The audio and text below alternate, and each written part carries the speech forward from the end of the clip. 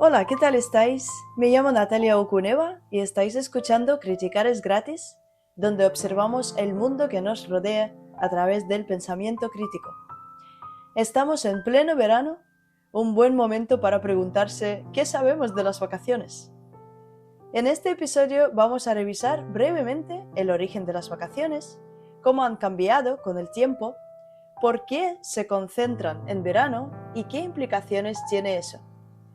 También veremos cómo han influido factores como el trabajo, la escuela, el turismo y la economía en la forma en la que hoy entendemos el descanso. La idea de vacaciones tal como la entendemos hoy, un periodo de tiempo libre, planificado, fuera del entorno habitual y asociado al ocio o al turismo, es en realidad bastante reciente. Durante la mayor parte de la historia, la mayoría de las personas no podía permitirse dejar de trabajar varias semanas seguidas y mucho menos desplazarse a otro lugar para desconectar. En las sociedades agrarias, el tiempo de descanso estaba marcado por el ritmo del campo. El calendario laboral dependía de las estaciones, de las cosechas y del clima. El invierno, por ejemplo, era una época de menos actividad. Se trabajaba menos porque se podía hacer menos. Por eso muchas celebraciones tradicionales, como bodas, carnavales o matanzas, tenían lugar en invierno. Había más disponibilidad, menos carga de trabajo y en muchos casos también más comida almacenada. El descanso no era algo separado del trabajo, sino una parte más de ese ciclo.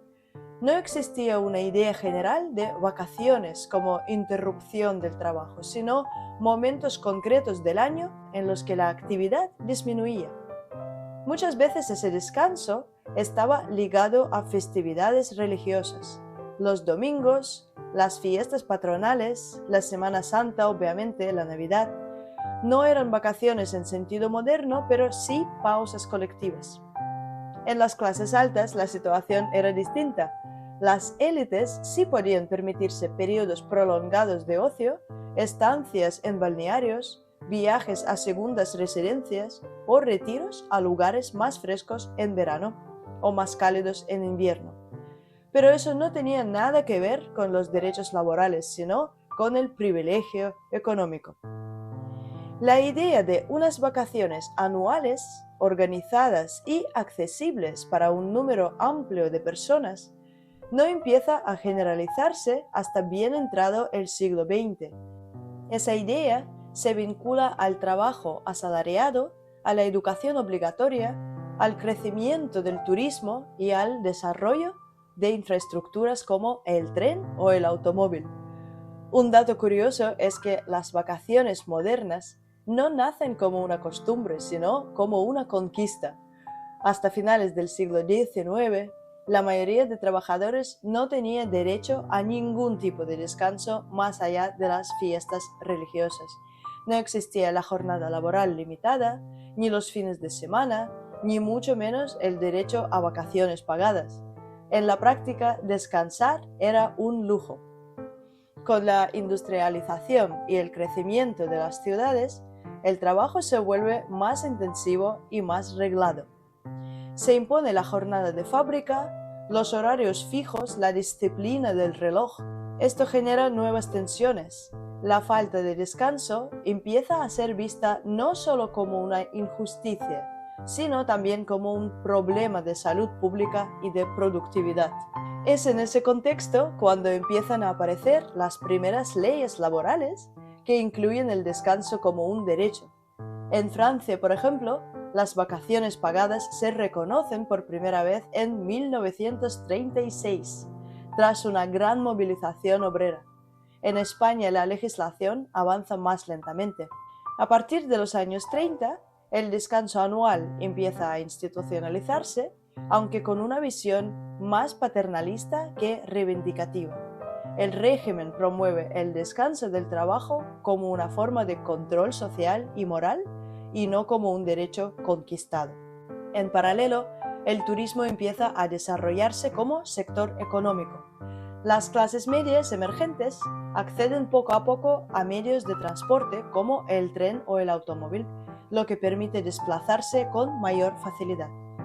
A partir de los años 60, con el desarrollismo, las vacaciones dejan de ser una excepción y se convierten en un elemento estructural del modelo económico y social.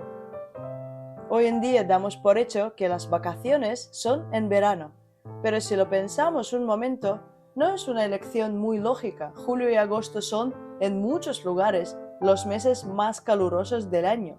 El transporte se colapsa, los precios suben, los destinos están masificados y el calor complica casi cualquier actividad.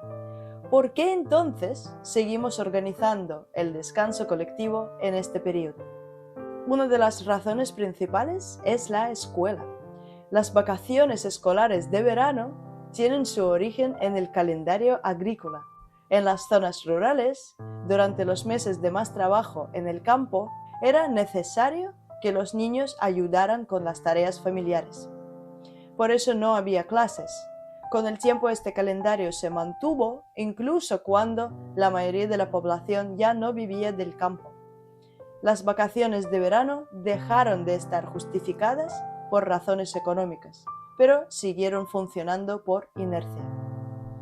La escuela fija el calendario de muchas familias y como la mayoría de personas adultas organizan sus vacaciones en función del calendario escolar, eso acaba arrastrando también el calendario laboral y el calendario turístico. Se genera un bloque de semanas en las que se concentra la demanda. Es lo que ocurre sobre todo en agosto. En muchas empresas directamente no queda nadie e incluso si tu empresa sigue abierta es probable que no tenga mucha actividad porque el resto del mundo está de vacaciones. A esto se suma otro factor más, el desarrollo del turismo de sol y playa en el siglo XX. En España, entre los años 40 y 80, se impulsó de forma muy activa el turismo en la costa, especialmente el turismo internacional. El país se convirtió en destino barato para europeos del norte y al mismo tiempo se promovía entre la población local una idea del descanso asociada a la playa, el sol, la familia y el Mediterráneo. Este modelo se consolidó como ideal vacacional y desde entonces ha sido difícil imaginar alternativas. Hoy en día somos muchas más personas en el planeta que hace un siglo y sin embargo seguimos organizando las vacaciones prácticamente igual. El modelo de descanso concentrado en verano se mantiene, pero arrastra algunas consecuencias muy importantes. La primera es una consecuencia económica. Durante julio y agosto, la demanda de alojamiento, transporte y servicios turísticos se dispara. Con ello los precios suben, pero además muchos de los sectores que dependen del turismo hacen la mayor parte de su facturación en estos meses. Es decir, no solo suben los precios por la demanda, sino también porque todo está pensado para rendir en ese momento concreto del año. La segunda consecuencia es la saturación de los destinos. Hay lugares que en verano simplemente no dan abasto.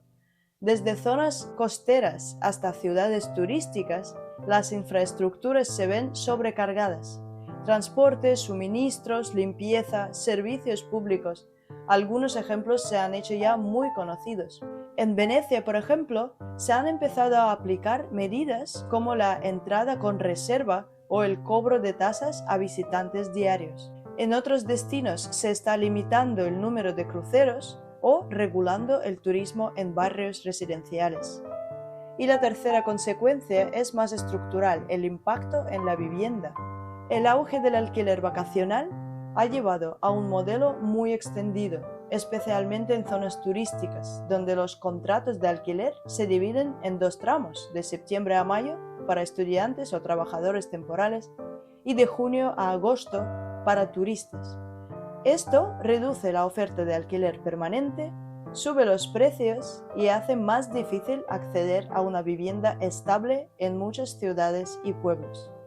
Todo esto está conectado, no es solo una cuestión de preferencia por el verano, es un sistema que ha generado dinámicas propias y que sigue funcionando por inercia. aunque sus efectos se notan cada vez más. En los últimos años, la idea de repartir las vacaciones a lo largo del año ha ido ganando peso. Países como Alemania o la República Checa ya aplican calendarios rotativos según la región. Así se evita que todo el mundo viaje a la vez y se reducen tanto las colas como los precios como los accidentes. Además, de esta forma se pueden descubrir destinos diferentes. Por ejemplo, si te tocan las vacaciones en noviembre, la primera idea es noviembre, pero es un mes muy bueno, seco y soleado en los países donde en julio y agosto toca lluvia torrencial.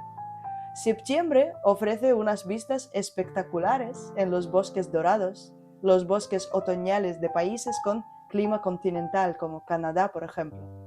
Abril y mayo ofrecen una posibilidad única de ver la primavera en los países nórdicos, y es un espectáculo que en el clima mediterráneo no nos podemos ni imaginar. Lo de las vacaciones desestacionalizadas se está volviendo posible por otra razón más, y es que con el trabajo a distancia y los horarios híbridos se han abierto nuevas posibilidades. La gente ya no tiene que esperar a agosto para moverse. Aparecen modelos como el workation, esa mezcla de vacaciones y teletrabajo, que permite estar más tiempo fuera sin renunciar a la rutina laboral. Hay destinos que ya se están adaptando a ese tipo de visitante, con alojamientos más tranquilos fuera de temporada y servicios pensados para estancias largas. Pero todos los beneficios potenciales suman una lista larga que podría ser de beneficio para todos. Un modelo de vacaciones más distribuido podría reducir los precios de temporada alta al suavizar la presión de la demanda, disminuir la saturación de infraestructuras en destinos turísticos, ampliar los periodos del empleo en el sector, que ahora es extremadamente estacional, aliviar la presión sobre el mercado de la vivienda, especialmente en ciudades donde el alquiler vacacional desplaza a los residentes, y ofrecer más margen de elección a quienes ahora solo pueden permitirse viajar en un periodo concreto. Pero claro, aquí suele venir la objeción habitual, pero en mi trabajo las vacaciones tienen que coincidir con las de mi pareja y con las de mis hijos. ¿Y si nos las reparten por separado? Es una objeción muy válida y real, pero conviene recordar que el modelo actual tampoco garantiza esa coincidencia. No todo el mundo consigue sus semanas ideales. Hay turnos, hay cupos, hay decisiones que dependen del convenio, del centro escolar o de la empresa, y no siempre coincidimos con la gente con la que queremos estar en verano. Lo que está en juego no es eliminar el verano como opción, sino sumar alternativas. Si alguna vez decidimos que el verano era la estación lógica para descansar, también podemos adaptar el sistema a nuevas condiciones, como ya lo hicimos una vez.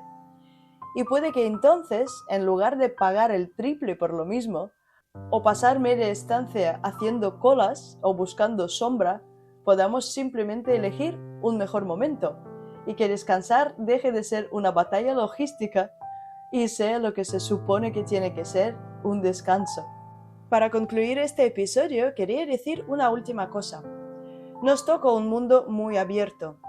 Viajamos, migramos, nos vamos de Erasmus, trabajamos en empresas multinacionales. Tenemos que entender muchas cosas nuevas. Ya lo había expresado plenamente en el episodio sobre el pensamiento crítico. Creo que cuantas más cosas cuestionemos y entendamos, más sanos seremos como ciudadanos y como humanos. Si podéis pensar en alguien quien podría beneficiarse de este tipo de pensamiento o información, la que ofrezco aquí en este canal, considerad suscribiros o compartir el episodio. Así llegará a más gente. Esto es todo por hoy. Espero que os haya parecido interesante esta mirada hacia las vacaciones. Como siempre, podéis encontrar los enlaces a todo lo que existe digitalmente alrededor de este proyecto en la descripción del episodio. Ahí están los enlaces tanto a mis libros como a la cuenta de Instagram. Muchas gracias por escucharme y adiós.